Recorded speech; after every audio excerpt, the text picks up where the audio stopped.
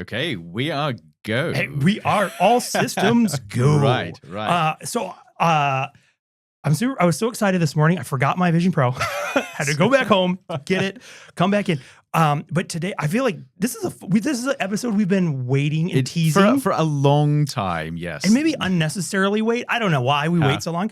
But yeah, today is a fun day where we finally get to show off the Apple Vision Pros. Right, we're going to put them on, and we're actually going to do the podcast with our Apple Vision Pros on. That's right. And it is kind of funny because it dawned on me as I was flipping on all the cameras. I'm like, we're not recording in Spatial anymore. We sort of moved on from there. Yeah, but but like I said, we've got the workflow, we've got everything there. Yeah. But I think that's part of what we can talk about today too, is just like not just how we've been experiencing them, because we've anecdotally we've had our own experiences with the Vision Pros, but also talking just about more broadly the technology and where it's going, and what the opportunities are, and some of where some of those affordances are.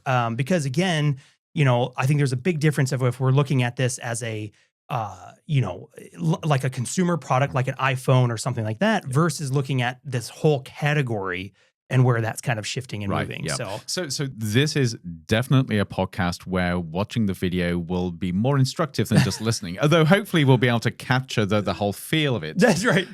If you can't watch, you'll just have to imagine what Andrew and I will look like with nerd helmets on. Yes, right? Yeah. So, but this is really an experiment. This is Modem Futura, the Apple Vision Pro edition. That's right, and that's what I love. I love that we do this too. As we're like, you know what? Like always, how could we make things more complicated and potentially disastrous from a production? I'm like, I don't know. Let's throw on some VR, some vision, spatial computing, whatever we want to call them. Yeah.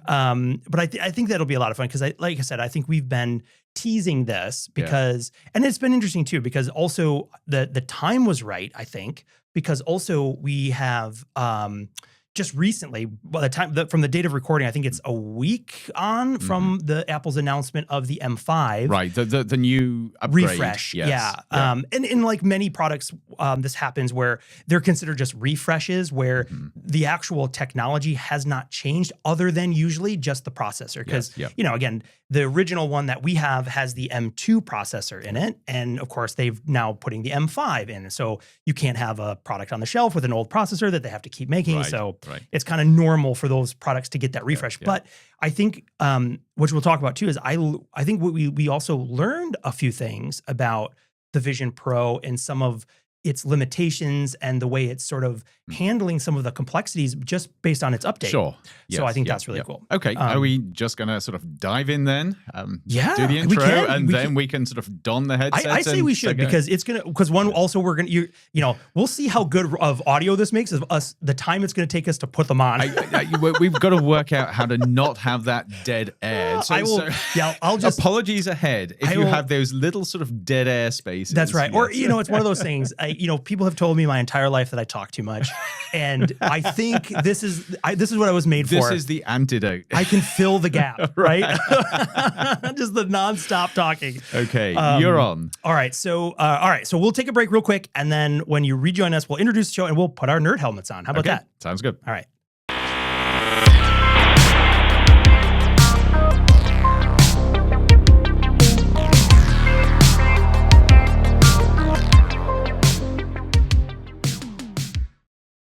All right. Well, welcome to the Spatial edition of Modem Futura, the show that explores the intersection of technology, society, and the possible, probable, and preferable futures, asking deep questions like, what does it mean to be human in the future? And what does it mean to be human when we start exploring our world? Putting virtual reality headsets on us, yes. That's right. I'm Sean Leahy, joined by my co-host. Andrew Maynard. And today, like I said, we've been teasing this up for a while that we're going to try our Apple Vision Pros.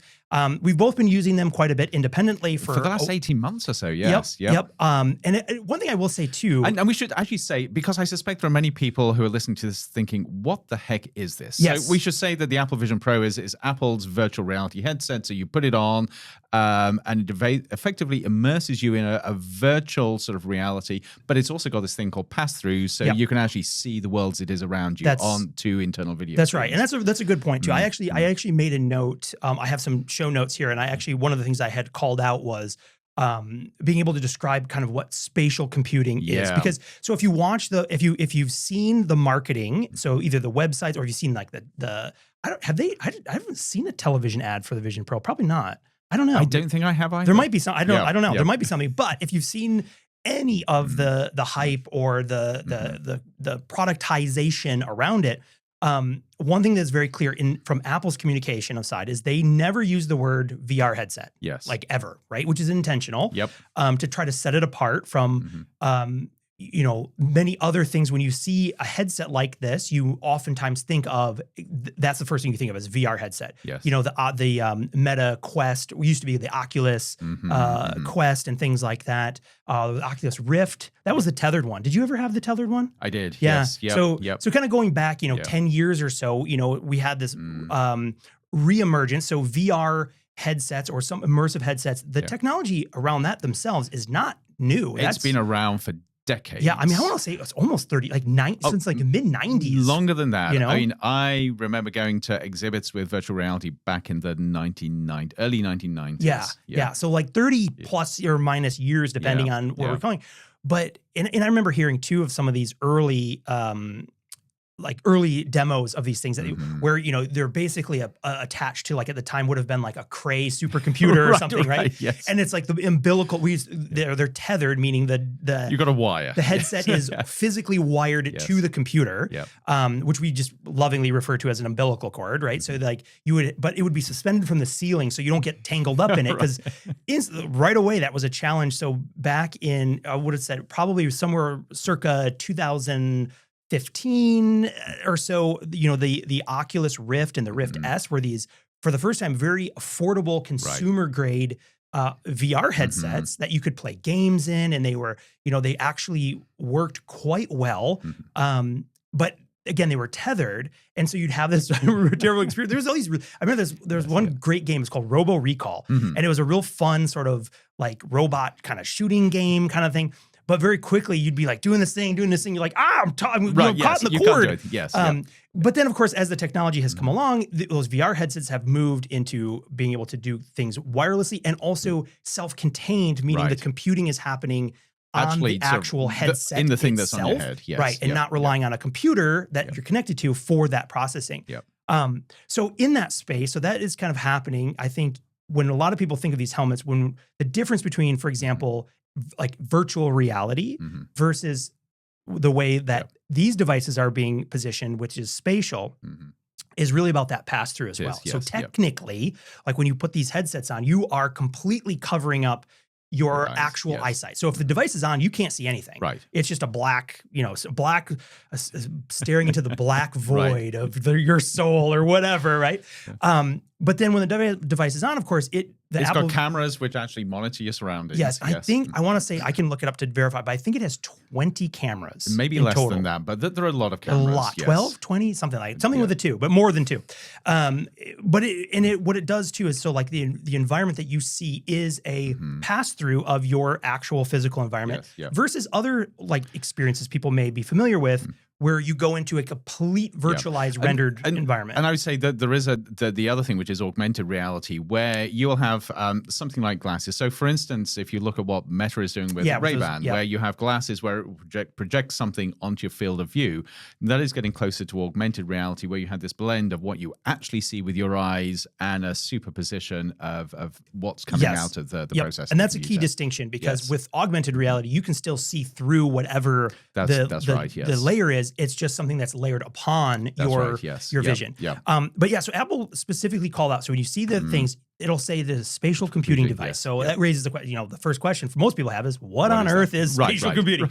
And essentially, the definition that I have here is that it essentially refers to any digital system that can understand and interact with a 3-dimensional world around us.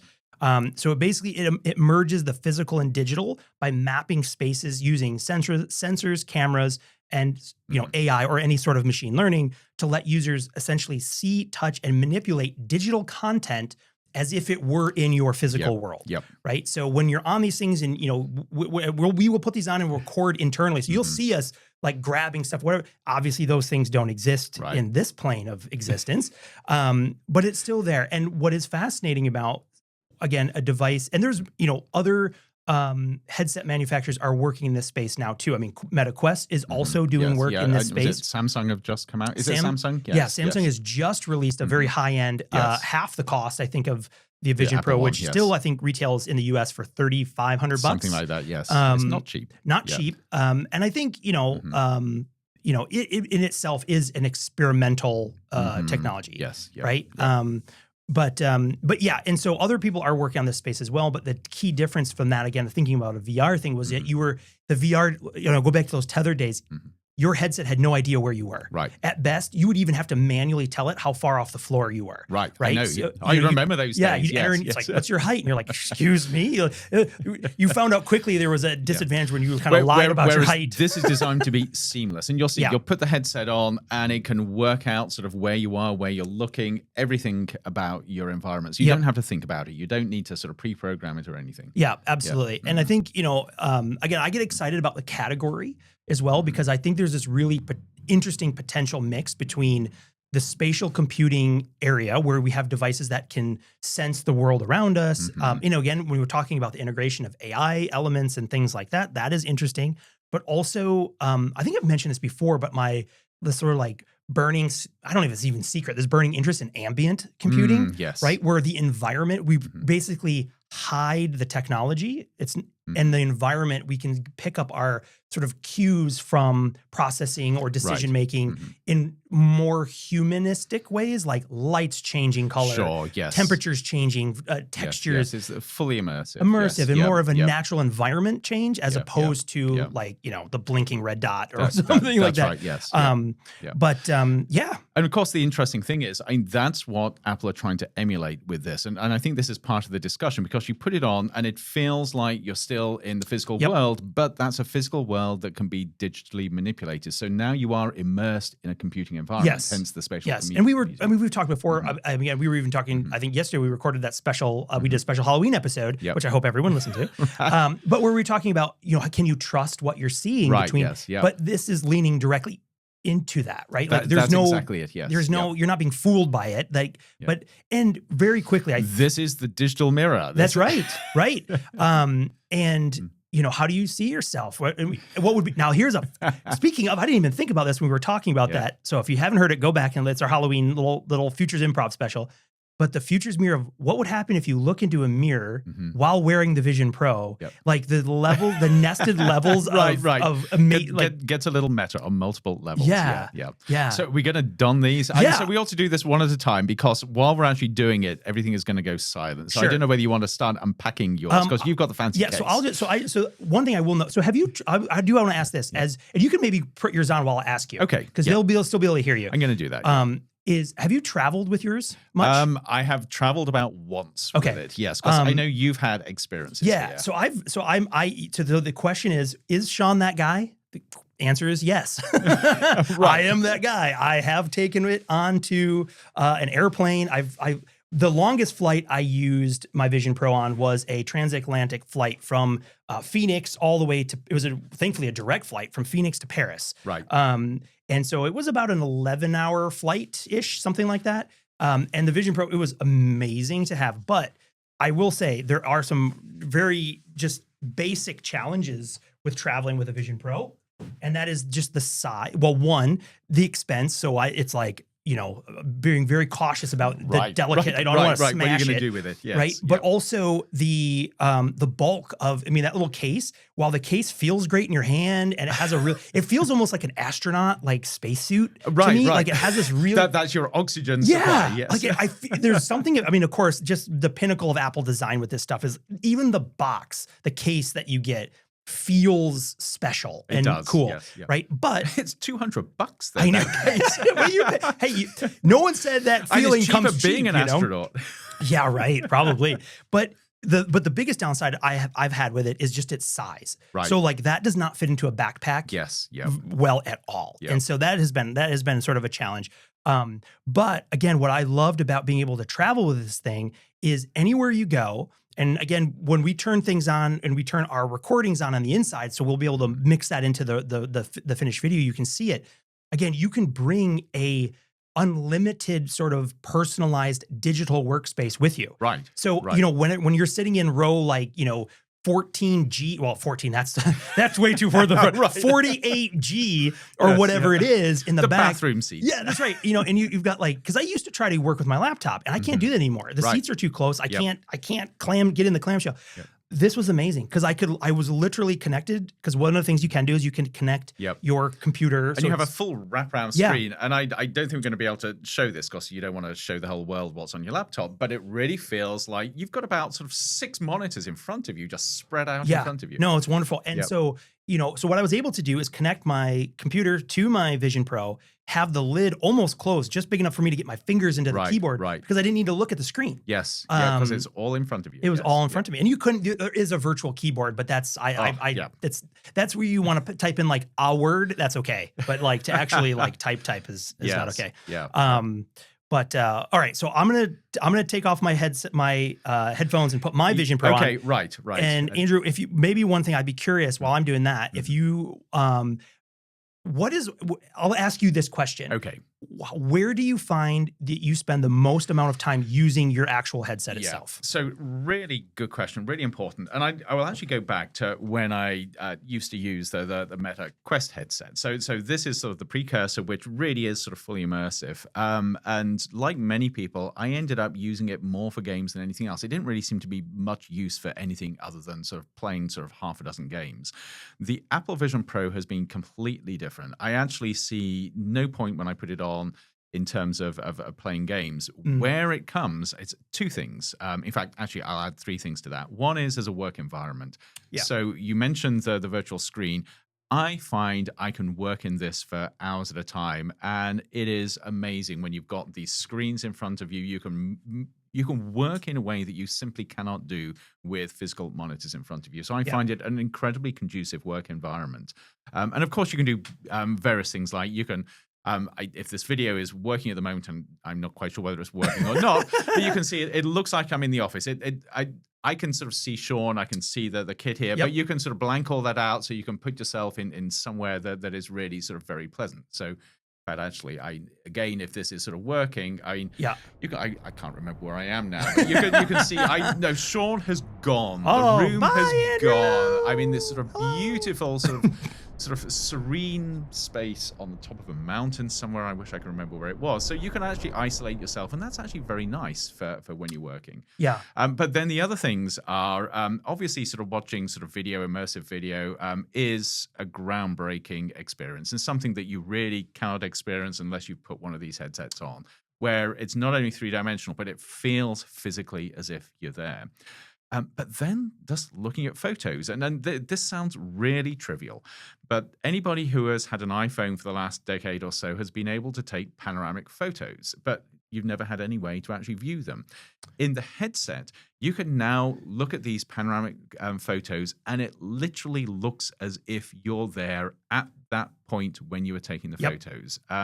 And again, it is very hard to explain just how profound this is in terms of remembering those experiences or sharing them with others. Yeah, no, it's incredible. It is funny, as I'm putting my reassembling all my stuff, I'm like, I feel like I'm putting like a dive helmet now. Where I'm like, I know. We're going to go on deep sea exploring, Yes. But I think that's exactly it. And like, I actually don't use the virtual environment thing very often. Right. On an airplane, I did. Yes. Right. That's one of those places where for me, I'm like, goodbye. Yes. Just fade out everybody and everything around you. And that's something, if you're used to VR environments, you're used to that kind of space.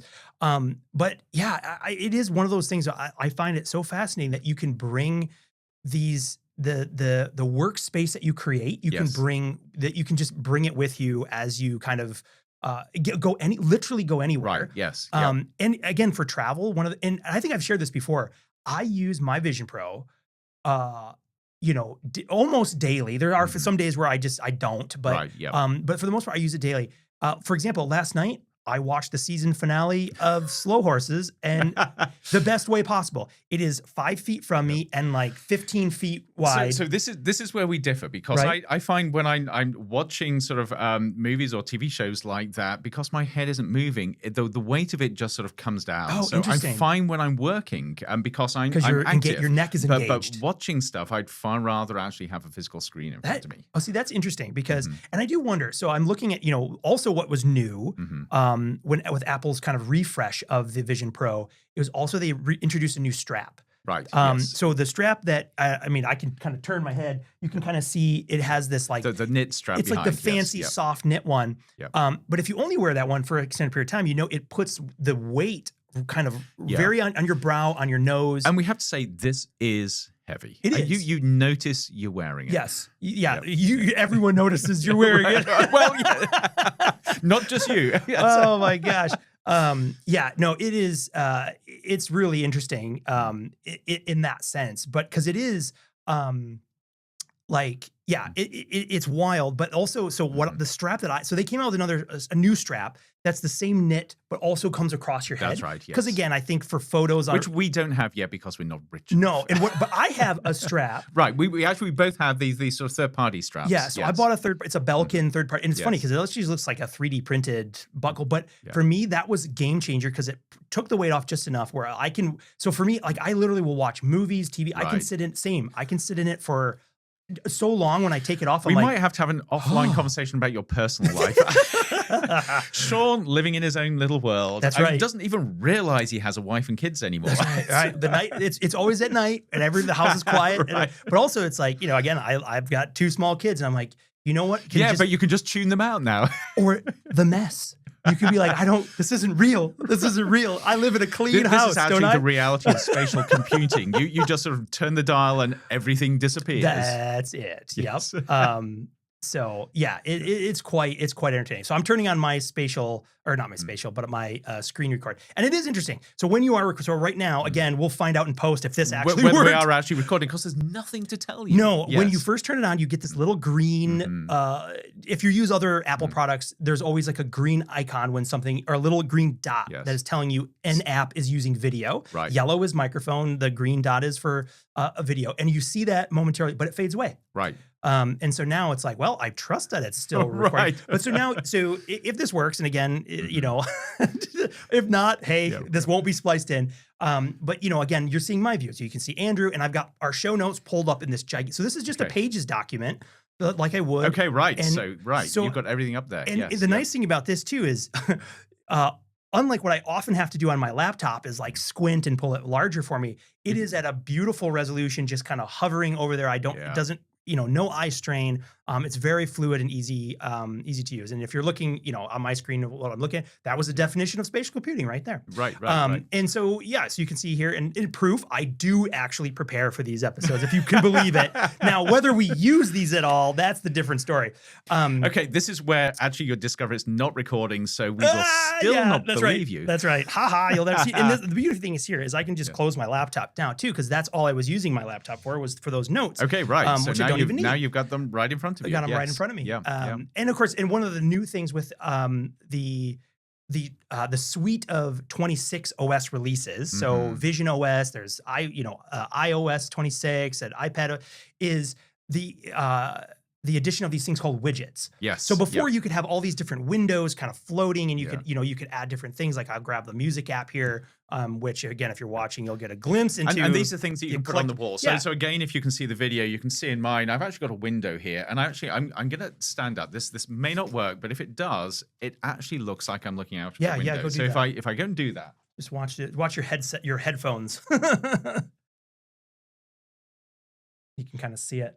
yeah. So if you could see that, it literally looks like I walked up to a window, looked left and look right, look up and look down, and it actually looks like a window that's looking out over Lisbon, which was where I was a couple of weeks ago, and it literally looks like this is the view outside of a window. Yeah, which is really cool. And the widgets are kind of fun. So like on my screen, I'm saying that obviously to tell my future self to cut to this.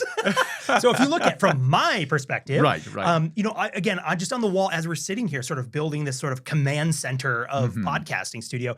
I've got a Apple Music thing, which is kind of cool that they let you do with these widgets, basically posters. Right. So it's kind of neat. So instead of just like a traditional playlist or something like that, like I can put up, so this is just the baseball mix from Apple Music where, you know, high to the World Series right now. I'm, you know, coaching a little league team. It's all kind of crazy. So baseball is on the brain. And so it's kind of nice. I can put this poster up that just looks like a band poster that you would have. And of course, you can then interact with it by just turning the music on, whatever. Yep. But also you can see we've got weather, time, and, you know, I would say you're unlimited in those, but the reality is we found out even as I was building this, I crashed my system. It was like system overload.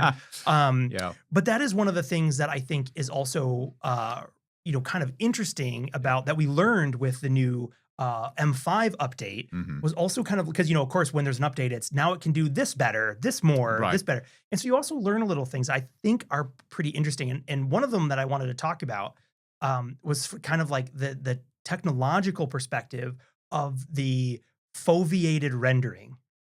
Yes. So that's a fancy word. So I had to look up the. I was going to say, how long did you practice saying that? Yeah, well, and I was like, what is the singular? It's like and it was like, is it fove or fovea? Yeah. But this is where it works like your eyes work, where everything sort of snaps into sharp focus exactly where you're looking, but it doesn't render outside that little sweet spot. Yeah, that's it. And it's so what's really kind of clever, right? Is so because again, when the M5 came out, it was now we can render even more accuracy and clarity of what you're seeing. Because again, if you're looking from the perspective of inside the helmet, everything you're seeing is being rendered. So even though it looks like, oh, I'm just looking through goggles into the real world, you're not. You're looking through the video rendered. So a camera systems, right, are both optical and there's LiDAR and there's other sensors that are scanning the world that even do depth perception. Right. Yep. Right. And that all that information is coming back, being computed, and then being displayed as close to real time as we can get it. Right. Which is I mean, when you actually stop and think about how tall of an order that is for a technology to do that. I mean, I think we've gotten kind of lazy in the sense that our phones, our laptops are so overpowered in terms of what we normally throw at it that we were like, oh, compute is easy. Until you get into something like some kind of mixed reality environment or headset, when you're like, no, for me to turn my head and see no lag or jitter. See, that's it. Like but this is it. Just to extend this a little further, and yes, you can feel that the technology isn't perfect, but it is pretty good. So I can really quickly forget that I'm wearing a headset, and it just looks like I am in the studio. But then when you think that everything I'm seeing has been rendered by a processor, which means that processor could actually manipulate everything I'm seeing. And it would still look as if I'm in reality, but in a different reality. Yeah. That is, and then you take that 2 or 3 steps further. So you think about what we can do with AI rendering and AI video now. We are not that far from this whole virtual reality, which I think of as being actual reality, being a figment of an AI's imagination. So we are so close to you sitting there, Sean. You could be replaced by a duck that looks like a real life duck wearing headphones and an Apple Vision Pro. And it would look like reality, but now my reality has been warped. Yeah, absolutely. And I mean, in a asynchronous way, we're there. Right. Yes. In a live situation, it's just more compute power. Right. Yes. The minute to be, because we can already do that. We can visually scan in the image that I'm seeing and convert that and hide it and mask it and do all the that's right. Do all the tricks. Yes. But I mean, that is in some ways that is probably not far off of a linear progression of just the compute power. Yes. Now the tension, I think, always with it, because I think that is a great point, because it also it picks on so many of these pieces of also, again, questioning the fidelity of what you're seing. Right. That's exactly it. Yes. I mean, again, you can also attack the philosophical. It's a bottomless pit of fun when you say like, are you actually seeing anything? Right. Right. But if we suspend that and just say, yes, we're agreeing that we all live in the same shared physical space. Right. When I look over here at my mixing board, right, like I reach out and I touch it, and the latency is so small, so it's so accurate that when I see through my headset, my finger touches, It's the same time. So my brain doesn't register that there's a disconnect between, because if you do, you're going to get seasick. I mean, that's kind of and there are still groups of people out there that are very sensitive to any sort of VR headset. I mean, I think there was a study, I'll see if I can try to find it. I think it was an Air Force study, because they have, Air Force has been using a lot of, in all like NASA and pilot schools have been using sort of these like virtualized environments for training purposes for a long time. And I think they had done a study where basically the result was, the estimate is about 10% of the population just cannot physically stomach these types of devices. And I would say, from what I've seen, especially seeing that at ASU we've got this virtual reality learning environment, the Dreamscape. I actually think it's higher than that 10% that feel some sort of nausea after a few minutes. But with these headsets, I mean, I am susceptible to motion sickness, so I can't wear something like an Oculus for too long.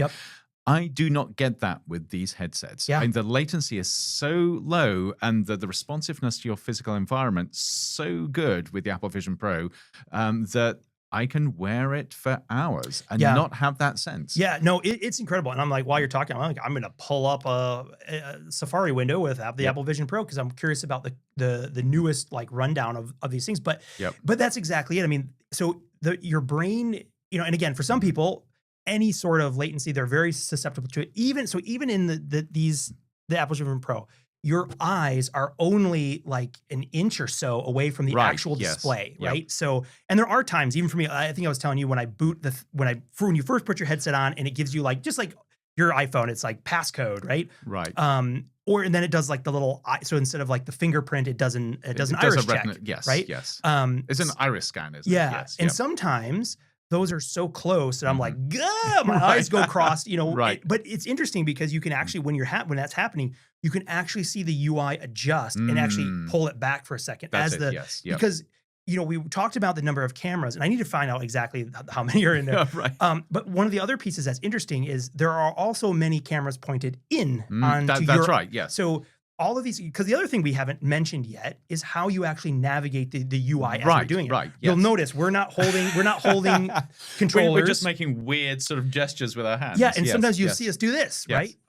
But we're not holding. Even though the new update, there are the PlayStation VR controllers are now able to be paired for gaming and other applications and things like that. But you don't need them because when you go through the initial setup, you literally just put your hands out in front, and the camera basically identifies your hands so it can see them versus your environment. And all of the UI is done incredibly by your eyes.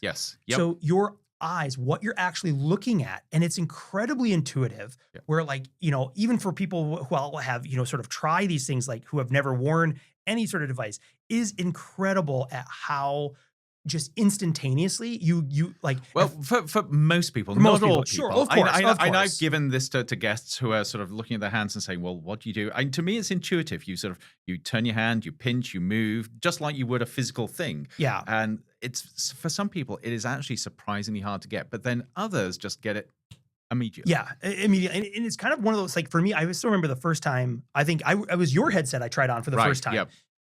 And right away, you're like, oh, this is different. Because again, I've been used to these other, more, I would say, more classic VR experiences. But right away, you're like, wait, I just look at it? Because, when I compute like normally, like on my laptop or something, I don't look at the stuff. It's baked in muscle memory. I use keyboard shortcuts for everything. Or even just navigating a window. Like, I don't look at the close button. I just know where it is. Or roughly, you're like, it's in the corner, click, click, click. But very quickly it was like, oh wait, I just look at the UI, the user interface item, a close button, a space bar button, or whatever the button is, and then I just gently tap my fingers together, and that's click. Right. And now what's interesting, new, and I'll future Sean, cut to my video. I'm just looking, so hands are holding still. I'm just looking at a Safari window and just using my eyes, I'm scrolling it. Right. So, which is mind control over Safari. Yes. And so suddenly you're just like, and at first you're like, whoa. But then, right away you're like, okay, this is pretty awesome that you're just by looking, you're learning to navigate these. And of course, beyond the cool factor of just being able to do this, for me, one of the most powerful things is thinking about all of the accessibility elements of how this can be used for people, for individuals, for whatever the situation is. Having these multimodal ways of controlling this environment is incredible, because you can also attach your Bluetooth keyboard and mouse. Right. Yes. Right. And you can use those to navigate content windows and type and things like that. But which again gets this idea of a spatial computing environment. So now you've immersed yourself in an environment where sort of you are physically interacting with this virtual world. Yeah. Okay. So I looked this up. So I'm like, okay, I'm looking at the spec page for it. And of course, this is going to be the updated one, but the external hardware is all the same. Of course, they don't give you it's like, all right, so someone do the math. 2 resolution main cameras, 6 world tracking cameras, so that's 8. 4 eye tracking cameras, that's 12. True depth camera, maybe that's just 1. So 13. LiDAR scanner, 14. 4 internal measurement units. So what are we at? Is that 18? A flicker sensor, 19. Ambient light sensor, 20. Right. Okay. So there are 20, not sort of specifically cameras, but not a whole bunch necessarily of visual sensors, cameras, but something that is viewing the world. Right, we'll call it that way. So there's 20 of those in there, and then it has. Well, then it has external stereoscopic 3D main camera system and a spatial photo and video capture system that uses an 18mm and an f2.0 aperture. There's a lot of stuff. There's a lot of stuff in here. But this actually is also the challenge. So impressive as it is, this is a lot of hardware to have strapped to your face. It is. Which is where the question comes up, just how scalable is this? Is this still a really niche product? And where does it go from here? And of course, this is where people are now talking about sort of glasses. So the conversation has been, Apple has shown what you can do with video pass-through if you're willing to sort of deal with the weight. And as we've said, it's fantastic if you have a work environment with that. But people want something smaller and lighter. And ideally, people just want to put on a pair of glasses and be in this environment. And it's incredibly hard to shrink all of this down into a pair of glasses. But this is where both Meta have come out with their Ray-Ban glasses, which they don't do the immersive environment, but they do project stuff into one of your eyes. And Apple purportedly is working on something similar. So they're now beginning to ask, well, how do we scale this down into something which gives you some of the experience, but just as something that you slip on and slip off? Yeah, I mean, I think because people have asked me, of course, when you have these things, they're like, wow, yeah, but where is it going to go? And how many do they sell and stuff? But I do think what is going to be interesting, and again, my perspective on it, and I have absolutely zero inside knowledge. If I did, like I said, I'd be on a yacht somewhere in the Mediterranean. So I have no inside knowledge, but from what it looks like, just again, from a futures perspective, as we track these sort of signals and trends and things, is what we're kind of seeing is, one, I think the desire for this augmented glasses that has been around for a long time. It has, yeah. Although you remember Google Glass. This was a long time ago now well, actually, that didn't go well publicly. No, you not had at this all. Massive public outcry with people wearing these glasses with the little sort of sensor there, feeling as if it was an invasion of their privacy. So that project died really fast. But the learning from that technology and that experience is now informing where we're going. Yeah. And of course, you can get very nitpicky and people would say, well, that wasn't really augmented reality because it wasn't over. It was a projection into the eye. It was a projection and it was this little tiny screen. But that's not dissimilar for some of the challenges with like the Ray-Ban glasses now as well, because they have cameras. That's right. Yes. And that does raise a very interesting, especially social. I mean, the technical side is quite simple. But it's the social aspect of comfort and social norms of like, we've kind of grown accustomed to I was reaching for my cell phone, but it's over there. We've grown accustomed to this idea of like, everyone's got a camera, video camera in their pocket. And, people pull their phones out and start recording all the time. That's still different than the signaling of just having a conversation. See, that's either knowing or not knowing about whether somebody is recording you. Yes. Which I think is really interesting. Yeah. But coming back to like, where is this thing going, right? Is I think what we're seeing is there is the sort of the North Star, if you will, goal of getting true augmented reality, because also that's less power, less compute. If we don't have to render the world, if Vision Pro doesn't have to render this visually for me, that's easier. But also it limits your options enormously. It does. Yes. And also, I mean, if you think about the framework for that, the physics is not there yet for the chemistry that has to happen in terms of battery processing power. That's it. All of that. I mean, we've come a long way, and the Meta Ray-Bans are a great example of where we can get so far, Yep. but that's still not where people envision sort of like if you kind of don that futuristic viewpoint of like something that looks indistinguishable from regular sunglasses or eyeglasses that you would put on that would also give this power. Right. But what I see is a very interesting potential to have a stratified ecosystem, right? Where the glasses, yeah, that might be your everyday walk out of the house item that you put on, right? Your keys, wallet, you throw on your glasses. I'm also a big proponent in using headphones as augmented reality. Okay, yes. Right? So things that change your environment, yes. And also being able to communicate, like if that would be, because I don't wear glasses. I never have. I wear sunglasses. I have to. We live in Arizona. But I don't wear glasses. So it would also, I wonder from even myself personally, like, what will it take for me to actually do that? Wear them for all the time? And to me, this is part of the question. So yes, you can see that the excitement around the tech and say, wouldn't this be great if we do this, that, or the other? But to me, it raises a lot of questions. So I think about myself, and yes, I use the headset and I use it as a working environment. I enjoy it, but I don't need it. Yeah, sure. And same with augmented reality. It might be cool, it might be interesting, but do I need it? Actually, I don't think I do.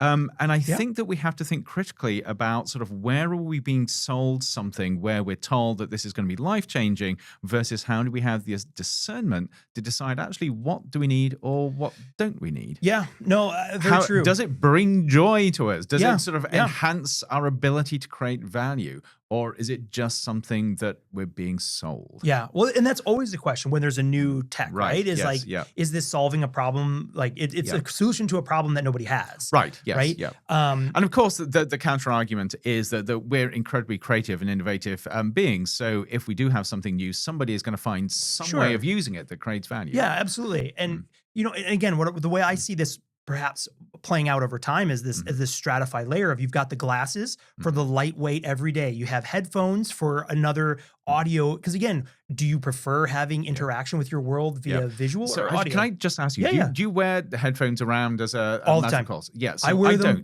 I wear them as if they were a part of my body. And I will not, because I feel as if it disconnects me from the world around me. I seek that. It's a universal. Well, it used to be, right? Now they've gotten so good with pass-through. You get on an airplane, that's the first thing you do is like, don't talk to me. And now people, even they see your earbuds and they're like, because they know you'll still hear them. Yeah. But no, I wear them all the time. Right. Like, maybe this is a differentiating factor. People who do and people who don't. And yes, I look around and I would say, look at our students. More of them, I think, wear headphones or AirPods or whatever than don't. Yeah. Maybe I'm just old school. I want to be connected to reality. I do not want it filtered through electronics. Yeah, and it's interesting because I probably would not wear them as much if they didn't do pass-through. Yeah. But because you can get this environmental pass-through, for me, I really enjoy it. Right. And I use them, I use them for everything. Right. Like when I'm not, so I have them in all the time for the most part. But like even going grocery shopping or something, I'll wear them there. Yeah. Because I'm just, I'm listening to podcasts, listening to maybe music. This is why the headset's going to take off, because there's a bunch of people like you around who sort of, somebody hands you a piece of tech and says, augment yourself with this, you're going to strap it on, and that is going to be the new you. And the things I look for, even just Audible, right? Like my phone can know so much about my environment. Like feed me information. Like when I'm in a Trader Joe's, right? Like tell me what's on sale or what's new, or if assuming I want that, right? Otherwise, it's a nightmare scenario of like, make it stop. Yes, But I'm like, or often, you're gazing out the window on an airplane and you're like, where am I? What is that? And Which plane is this? Yeah. Where am I going again? But I've often thought, I'm like, well, which mountain range is that? You pull up the little, if it's working, you pull up the little GPS thing on the back of your seat thing. And it's like, sometimes it tells you, but although it's not, it's kind of a very macro map. And I'm like, how cool would that be to look and have this thing tell me what that is, or or situational awareness, or again, you live in a historic city. Again, some cities around the world have done these incredible jobs of when you're standing at a particular point in the city that maybe there's a famous photograph, for example, of a historical time. Again, in Europe, for example, there are some amazing places in the Netherlands where you can stand at a corner and they'll have a big placard that has the same image from post-war Right, of the yes. destruction, for example, of a neighborhood. Yep. So you see it as it is today, and then you're standing in the exact same point of view from where that photograph was taken, where you can see the destruction. Right. And I'm like, yes. what an amazing opportunity to overlay that history or to learn about what has happened here at this moment in a way that and is yet personal. I'm listening to this and I'm thinking, information overload. I just want to be. I do not want to be swamped. At what point does this become noise? And I think this must be a personality thing. Well, and I guess in my vision, it's not being forced on me. Right. It's there, and it's like your choice. Yes, and it's like, ding, there's information here, and I'm Yeah. like, yes, tell me more about this because I want to learn. Also, probably as you might guess, I think my whole family is this way. We're like the best/worst people to go on a tour because we will be asking questions. Right. It's like, tell me more about this thing and when did that happen? And and then sometimes those poor tour guides are like, just put the glasses on and shut up. Yep. Yeah, please, sir, can you just turn on your thing and just please leave us alone? Yeah. But I find this so interesting because now you've got the idea of the earbuds which connect you aurally. You've got the glasses that connect you visually. This is a sort of an overlay or a filter that we're moving toward as a society. Yeah. And it's very clear from our conversation that there is no right or wrong way forward here. Apart from the fact that it feels like we should be talking about where the value to us being human is. Exactly. In these sort of filters that come between us and the world we live in. Absolutely. And these augmented mediums too, because, and again, in that stack, and then at the bottom of that stack or pyramid or whatever is like the actual full-blown headset. Right. That's it. Yes. Because I see this, again, in just looking at my own work, again, places where I feel compelled and drawn back into this environment. One is, and we didn't even talked about, we've talked about before, but the immersive content, right? Yep. So also 3D videos, immersive videos that aren't 3D necessarily, but they put you like, we think those Absolutely big, there, yes. if you've ever been to an amusement park or like where they have those, you almost like sit on a bench that lifts up in the air and you're kind of immersed in this like dome. And I have to say, so this is one of the experiences of wearing the headset, which to me is transformative. And again, you simply cannot describe what it's like to be placed in an environment without experiencing it.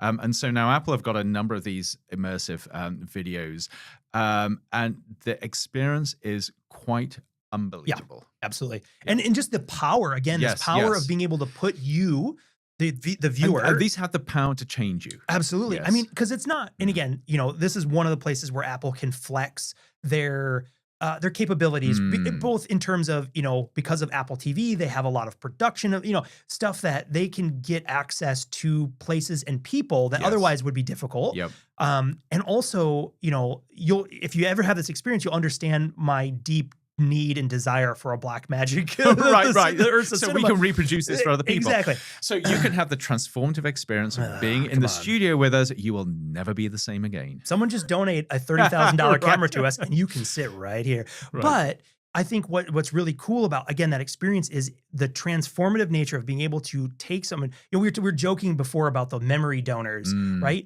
But something second to that would be an experience donation, right? Of like, I joke that I will never climb. I'd have zero interest. I mean, negative interest of ever trying to summit Mount Everest. Like that is just not something. However, it would be amazing to see that perspective. See that's right, and actually experience it. And actually experience it in an immersive way. That's not just a 2D photograph or something like that. Yeah. And that's very powerful. And I think also, again, from an accessibility standpoint, if there are things that you just would not be able to do because of physical limitations, age, region, whatever, that those experiences could still be brought to you. And it's not, no, it's not going to be the same as if you were standing there, but it might be the next closest thing. So as you're speaking, and again, I don't know whether this will come out on the video, but I've just brought out one of my panoramic photos because this is the simple version of this. But this is a panoramic photo I took while I was in Lisbon the other week, and I'm just sort of slowly scanning around.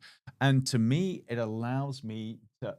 Oh, I'm losing the microphone. It allows me to feel the experience of being there. This feels exactly like I was at that spot as I was taking this photo. Now, I could share this with Sean, who wasn't standing there at this point, and he can also experience what I experienced. So this is such an easy way of doing that. And this begins to show you the power of this, even if you don't have the Blackmagic camera. Yeah, yeah, absolutely. As you're talking, I'm pulling up a panorama from when I was in Lisbon, and it's same thing. So if we switch to Sean's view, as you turn around and move your head slowly, because I think you're going to find that even though it looks okay to you, people are going to get so sick watching this. Yeah. I'm physically sick. Grab your barf bags, ladies and gentlemen. We're going on a ride. But yeah, so it's just incredible about how you're able to kind of see and manipulate these different elements. And now you can share an experience in a way that we've never been able to do before. Exactly. And and again, if for people who are listening who may already have like Vision Pros and stuff, I mean, this is also why for a long time in Modem Futura, we were experimenting, filming in multiple cameras in spatial 3D, because you can watch those videos in a headset like this and feel as if like you're just fingertips away, which is really interesting. And also, one of the other elements is being able to take spatial photographs with your iPhone or whatever. You can take spatial images, video, and images with a headset, but to be able to consume them is just like, I mean, it's transformative. Again, it's that what are those the viewers, the Viewmasters? Yes, it's Viewmaster come to life with your memories. But pictures even more than that, and unfortunately we can't show this because you have to be wearing the headset, but you can take a normal 2D photo and you can translate it into a three-dimensional, an AI augmented three-dimensional photo. And it is quite amazing how things pop and come to life. I do wonder, I'm curious. I've never tried doing the spatial render and recording it at the same time to see if it's actually visible. So you won't be able to see it. I tried this earlier. You won't be able to see it in three-dimensional. It'll just look like another two-dimensional Just another photo. two-dimensional photo. Yes. Okay. But yeah, so it's one of those things. But if you think of those Viewmasters, now think of that with the images that you take. The intimate photographs that you have of your family, your kids, these places you visited, the things. So now the question to me comes, because I do think that this is important, shared experiences. And of course, with a $3,500 headset, you're going to be sharing with about 3 other people. But what if we get to that point where you do just put on a pair of glasses and that immerses you in somebody else's world, both orally and visually? That, I think, is worthwhile considering as a shared experience. I mean, imagine this is cheap enough that you could do with it with 100 people or 1,000 people. They all put on their glasses and they just for a few minutes are in your world. Yeah, you literally walk a mile in someone's shoes. Right. I mean, and I think that would be a phenomenal experience. And with again with traditional VR like applications, there are experiences where you can try to do exactly that. Right. Yes. Yeah. But what's powerful? But it's not accessible at the moment. But and those are also predefined. Yes. Right. So it's like you experience this from. Sometimes they do gender swapping or cultural swapping, right? Where it's like, now experience this HR conversation from the point of this person from this country, from this whatever. But those are predefined. And what would be powerful about this is being able to like come over to someone's virtual house, and see how they do it. That's it. Yes. I mean, even professionally, I don't know if this is just me. I am always fascinated by looking over the shoulder of colleagues and stuff and being like, how do you work? Right. I'm always fascinated by that. This begins to open up that possibility of being immersed in their world. Being immersed. And it's like an understanding, because that would be incredibly cool. I could set my environment and be like, Andrew, come over into my house. That's right. And play with the things on my wall. So then there is one other thing, and people may have heard the alarm. We tried to time this for 45 minutes and we're already over. That's okay. But I think I've talked about this before because this is an idea that absolutely fascinates me. And it comes back to this idea of spatial computing where everything you see is digitally rendered. Now imagine that we're sitting here in our studio. Now imagine there was an identical studio layout in Japan. Oh, yeah. And we were connected. So we had somebody in that Japanese studio, and because all of this is digitally rendered, it will look as if they were sitting in the same studio as us. So you are now completely together. Or imagine a coffee shop where, say, you had 100 coffee shops around the world, all laid out in exactly the same way. Yeah. People walk in, they put the headset on, and they can immerse themselves in any one of those 100 coffee shops and be communicating with people as if they were in the same space at the same That's time. right. Yeah. This is now possible. That is now possible. And we should, Yes. I'm like, we should write up a grant proposal for that and let someone fund us. Right. Because I'm just thinking, right? I mean, thinking internationally, Yes. right? I mean, you have places, I mean, again, just thinking very commercially, you have places like McDonald's, Yes. Starbucks, that are Apple stores, Right. that are all around the world. Yes. And you could even if like the full structure is not the same, it could be the same sort of, 10 foot by 10 foot like That's cafe right. area. As long as you've got the same physical setup, and other people have written about this, Yeah. and there are sci-fi stories that do this, as long as you've got the same physical setup, it means that you can navigate it even if you're not physically in that space. And that gives me an idea. I mean, maybe we can even just, here's another thing. Okay. A call to action. For any of our listeners who are out there, either if you've been with us from day one or you've just stumbled across this now, if you are a Vision Pro user, developer, aficionado, whatever, please do reach out, because the table we sit at, this is nothing custom. Right. This is an It's IKEA table. IKEA table, yes. We can share the dimensions. We could share this. I would be really curious to see if we could even replicate that just with, Interesting, yes. without the walls, but just with like the table setup itself. Yep.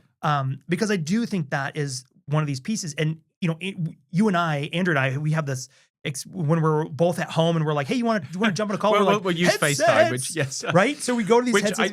I'm sorry we can't sort of show what this experience is like. It is bizarre. So this is one of the things that the headset will do. It will take a scan of you and replicate your head and shoulders and your hands and your mouth, movements, your mouth, your eyes, eyes, everything in 3 dimensions. So basically, it looks like you are talking to a replica of the person that is remote from you. What do they call it? Persona? Persona, yes. And it is pretty good with the updated software. The original one was very uncanny valley, kind of like. So if anybody has used Sora 2, where you scan yourself in and put yourself into videos, it feels like that in real time. Yeah. Or if you've ever wanted to see when you do, with an iPhone, when you do the facial recognition thing, but you don't know what it's actually doing. When you see this result, you actually see it because it's using all those cameras, those LiDARs, and it's mapping. It's incredible, and it has you smile. But what's really crazy is then when you're in like the conversation and your mouth is moving and whatever, it is trying to basically match your avatar. And it does it pretty well. So now think of this. So we're wearing these, it's just over our eyes, and yet these cameras are actually picking up our facial expressions and they're able to replicate that in an a way. avatar. And even like the hand gestures and stuff like that. Because both Andrew and I, if you've never noticed, we talk with our hands a lot.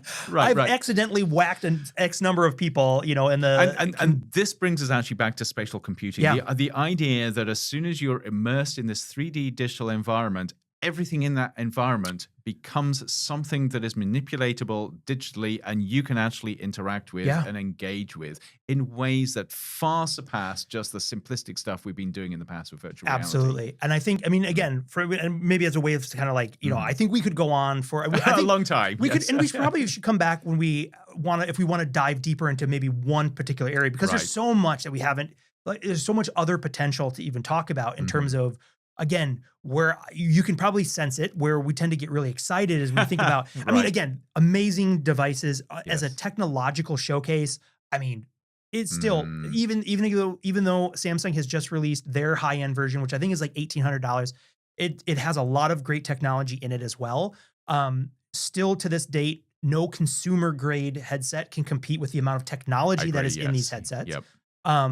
And what's really exciting is about what will that future product line look like where will it go? Yes. But as we figure out what it is that we want these things to be and do, right? Because as we sort of chart forward, it's like understanding, what I don't think will be the case. And I think this is a fool's errand to try to create a spatial computing or an augmented reality device that is a one to rule them all scenario. Right. I do really think that they will be slices of these different, from full nerd helmet all the way up to just very light and I think touch. this is what the consumer market will dictate, which actually underlines the fact that we as consumers actually have a say in where this technology goes. It is not just solely being imposed on us, but we are part of this process. That's it. At least if we decide to be and choose to be. And that's it. And I think that would be, again, just like always with the topics and things that we don't talk about the Vision Pro because it's just cool. I mean, we will unpromptedly, we will talk about that. Yes. I will. But also it's about, again, bringing, because again, these are these particular headsets, because of their cost, are exclusive. They're hard to get. It's not something that is going to be for the masses. But the concept behind them is, I think, a really interesting signal in terms of where some of the thought process is going, of where can we change things, where can we flex things, and understand. I mean, even going back within Apple itself, if you trace back when they initially released the Apple Watch, right? Same kind of thing. Oh, this is a solution to a problem, but it took time. And over time, what really sort of shook out and rose to the top was health and like personalized data on your physical health and stuff like that as like the number one reason that people use for those kind of things, right? And and so that's where it's interesting to see how things shake out and where they go. So this is clearly a story to be continued. Yeah, absolutely. And I think, and again, the last thing on this is, there are critics who, look to the cost, look to and say, wow, well, they don't, it's a flop. They didn't sell as many as they're going to sell iPhones. Never was the plan, never the case. But I do think the new, the Samsung device is an indicator that there is something here in this space, that there is a growing demand, at least to experiment, to find out where those demand and use cases really will be. Because again, tremendous ability, and things that we can talk about at another time is, again, using these in a professional setting to not just communicate, but also to share expertise, because of the incredible advantage any headset like this gives you is the direct point of view perspective of whether you're doing... See, that's exactly it. And one final closing thought here, which is how fast the technology is going. And this is both a danger and a massive opportunity. So anybody who is building infrastructure on where virtual reality headsets were just 2 years ago is already in the dark ages compared to where it is now, and where it's going to be in 2 years' time. So the challenge there is, if you're using these for, say, experiential learning, or sort of allowing other people to share your experiences, how do you do this in an agile way where you can keep up with the technology rather than being locked into an old and outdated technology? I think that's a critical piece to end on too, because it's very fluid. So going into this, you understand, right? Like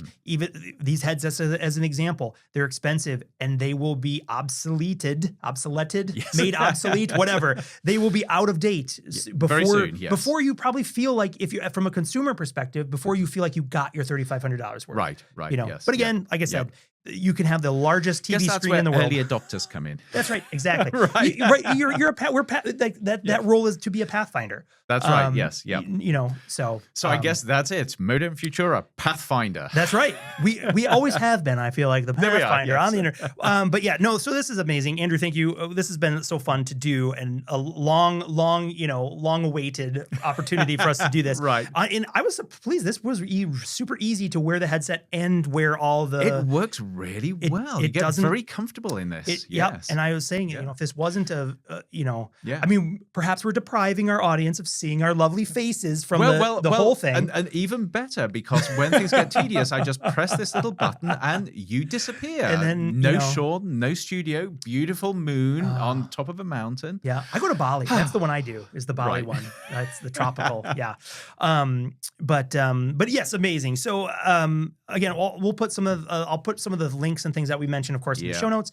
And again, for all of our listeners out there, again, if you've been with us from day one or you're brand new, if you are a Vision Pro person or just an aficionado, please reach out. We'd love to see, because also we've got content that we would love for you to see in Spatial. Yes, which we will get up. We have some, and we're working on getting that full catalog available for the 0.1% of people who can wear them and watch them. But we want to have that out there, because I think that is an exciting space as well to play with, of how we, again, just as that communication, and how do we create, as we continually kind of push this relational sort of podcasting idea out there as well. Yep. But again, if you're a fan of our show, please do help us by giving us a subscription, a like, a rating and review. And yeah, tell your friends, tell your family, and anybody else you think might benefit from the wildly diverse and enjoyable content that we get into, like wearing nerd helmets for an hour. You know what I mean? This is, who else is doing that for you? There we are. Yes. But yeah, so for me and from Andrew, yeah. We'll see you next time. See you on the next episode of Modem Futura. See you then.